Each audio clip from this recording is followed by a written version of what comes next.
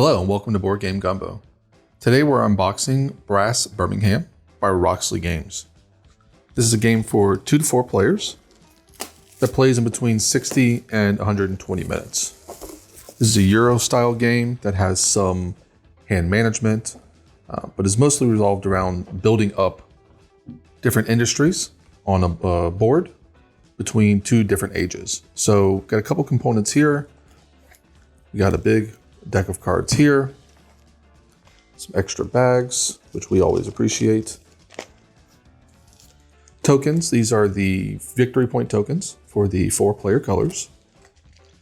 We've got some basic wooden cubes here, orange cubes for iron and black cubes for coal, as well as some beer barrels, which is another resource in the game. And then we have income tiles for the 4 different player colors. We've got some cardboard here. This is just money or pounds in the game. All right, so here are our player boards, one for each player. And this is going to be where you keep track of the different industries that you can build and which ones you have built. So as I said, one for each player. They are double-sided. The only difference is that this is a night theme, and then you flip it over and there's a day theme as well. So each player is going to have cardboard tokens that are going to sit over each of these empty locations. And these are the different industries that you can build out in Birmingham. And they get you different bonuses. So on the left here, you can see the cost of the industry. This one will cost you 5 pounds and 1 iron to build. You see a little designation here that just tells you that you can only build this during the canal age of the game. And on the right here, it's going to tell you the advantages to this tile once it's on the board and once it's been fully built, which I'll explain a little bit later. These will also be on the tile themselves, but it's a nice little reference to have on your board. And as you can see, you've got quite a few different industries. Whenever you're building industries, you have to take from the lowest tier. So you have to, in the case of the coal industry, you have to go from 1 to 4 or left to right when you're building. Let's take a look at our rule book, which is pretty thick here. So because this is a heavier Euro, I'm not going to go through all the rules in detail. Again, we kind of focus on overviews for games. So we're just trying to give you a basic understanding of how the game plays to see if that's something that would interest you, as opposed to a full rules playthrough with all of the sort of minutia involved there. So here we've got quite a bit of punchboard, but let's go ahead and skip here to the game board at the end, so I can kind of give you a better understanding of what you're doing here. So the game board is also double-sided. I am going to put it on the day side just because I find that a bit easier to see myself. So you can see that there are quite a few locations here on the board. There are connections between those locations that are either blue or brown. Basically, there are canals and then there are rails. And during the course of the game, you're going to be playing through a deck of cards. And when you get through the deck of cards, that is going to end the canal phase and start the rail phase. So these cards are kind of your timer for the game here. So this deck of cards is what you'll be playing through. When you get through the entire deck, you'll go from the canal phase to the rail phase.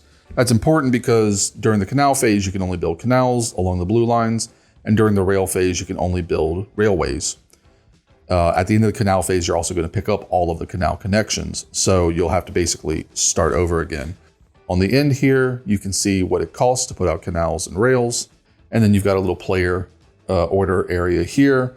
And then finally, a victory track as well as an income track that goes all the way around the board. What you're going to be doing is building different industries in these different locations. And as you can see, the locations tell you what industries can be built there. If you're going to build an industry at a location, say you're building in Birmingham, and you want to build one of these manufacturing locations, which are these wooden boxes, If you're going to build here, you have to start by building on the wooden box if that's the industry you're building. as opposed to building here where you can build either the box or the factory. You would have to start with these, and if these are both covered, then you could build a manufacturing base there.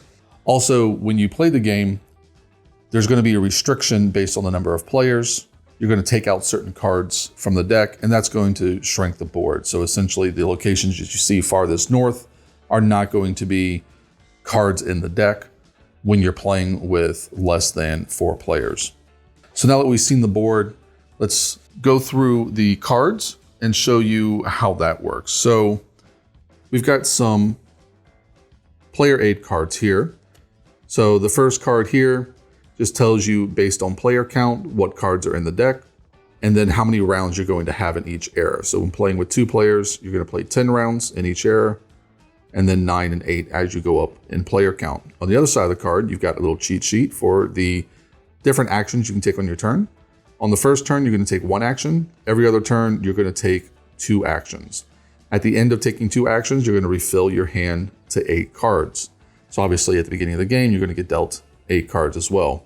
And as I already mentioned, when the deck runs out, that's what determines the shift to the second age, which is the railroad age. And then you're going to shuffle all the cards back together and go through the deck a second time. At the end of the second deck of cards is when you're going to do final scoring. So here are the actions that you can play on your turn. And to take an action, you have to discard a card from your hand. You can pass, but passing also requires you to discard a card. First action you can take is to build, and that's where it lets you put your industries on the board at different locations. The build action is the only action that is restricted by the card that you play.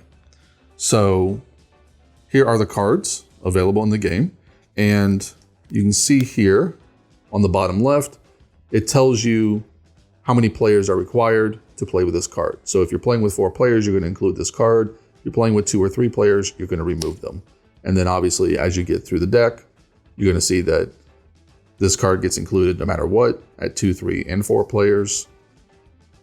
This card only gets included if you're playing with 3 or 4 players, and so on. So when you take the build action, there's a couple different things you can do. One is you can build at a location. So if you take the build action, you play this card, you can build at Belper, which is one of the locations at the top of the board. Let's go ahead and pick a location that's a little bit closer so I can show you. So let's go ahead and look for a Birmingham card, which is right here. So if I play a Birmingham card and I'm taking the build action, I can build anything that's in Birmingham. So I can build one of these manufacturing locations, or this is a ironworks. During the canal era, you can only have one of your locations built in the city. So if I built the ironworks here in Birmingham during the canal phase, I can't then build another location. But when you get to the rail age, you can have as many as you want, up to all of them, if nobody else builds there. The other type of card here, besides location cards, are industry cards. So these cards allow you to build that specific industry. And you can see that some of them are doubles. So if I play this card, I'm not restricted by the location, but I have to specifically build a pottery industry. There are 2 other types of cards which do not get shuffled into the deck. These are wild cards. This is a wild location. It lets you build anywhere. You can even build in locations that have been removed from the deck. So as we saw, these Belper cards get removed if you're only playing with 2 or 3 players. But if you play a wild location, you can use this to build in Belper, even though that card is removed. And then you got a wild location for industry that lets you build in any industry. There are some other restrictions when you're building. For instance, when you're building an industry, it has to be within your network. But again, we're not getting into the very specific rules. This is more just an overview. Another thing you can do when you build is you can overbuild. So if you have a location out, you can build another location on it that is a higher tier, basically replacing it. Another thing you can do by discarding a card is add to your network. That allows you to put out one of your links. Links being either canals or railways, depending on what area you're in. And these do not depend on the type of card you use. Only build depends on what type of card you use. If I discard a Birmingham card for network, I don't have to put that network token near Birmingham. Then you've got develop. Develop allows you to remove industries from your player mat. allowing you to get to the higher tier industries quicker. You have a sell action, which allows you to flip over your tokens. Again, once you've placed a token, it flips over in one of two ways. If you place a token that has resources on it, either iron, coal, or beer, it flips over when those resources are gone. And those resources get spent for other actions, either by you or by your opponents even. And you want your tokens to flip over because that's when you get your victory points and your income for them. Your other industries that do not have resources on them, you have to take the sell action to flip over. So these will flip over your cotton, your manufacturer, and your pottery tiles. Another action you take is to take a loan. You get 30 pounds, but you have to reduce your income 3 levels. So again, on the side of the board here, we have the victory points, but also the income. Income are grouped up into 2 points. So this 1 income includes the 11 and the 12 point for victory points. So when you reduce your income, you reduce it by 3 levels. So if you were at, say, 17, you would reduce it all the way down to 12 because you would go to the highest value. You're jumping down 3 spots. The last action you can do is you can scout. You discard 2 cards. That's in addition to the 1 card you have to discard. So really you're getting rid of 3 cards, but you get to take 1 of each wild card. So 1 wild location, 1 wild industry. Again, once you go through the entire deck, you're going to end the canal area, which is going to score your links, score your flipped industry tiles. It's going to remove all the level 1 industries. It's going to reset the beer, shuffle the draw deck, and then draw new hands. And at the end of the rail era, all you're going to do is you're going to score your rail links and score your flipped industry tiles. Having said all that, all we have left really to look at is the extra punch board here. And these are all going to be the same. It's just going to be 1 for each player color, essentially. So we've got money printed on each page, which obviously everybody will use. And we've got these little industry tokens, which you'll punch out. These are like the cards that we showed earlier. So they have little icons on them to show you when you play with them. So if you're not playing 4 players, you're not going to use that token. These tokens get shuffled up randomly. So they all have the same backside. And they're going to be put out into these spots here on the board to fill them up. And these are ways to essentially sell your locations. We've got your links here. These are double-sided. One is rail tracks, the other is canals. You've got a player piece, which you'll use to track turn order. Turn order in this game is actually really interesting. As you spend money on the round, you're going to stack it onto your player token. And then the person who spent least amount of money in the round is going to go up to the first player token. And then you have your industry tokens, which we've talked about here. They're going to go in your player board like so. And they're going to fill up your different spaces here. So this will go here like so. And you see that there are some repeats here. So you're going to have 2 of these level 2 tokens that will go here. And the rest of these tokens will punch out and fill up these as well. And as I already mentioned, the cost is on the left, and this information on the right here is also printed on the back of the tiles. This is just a nice little reference for them. And that's it. That's everything you're going to get in a copy of Brass Birmingham from Roxley Games.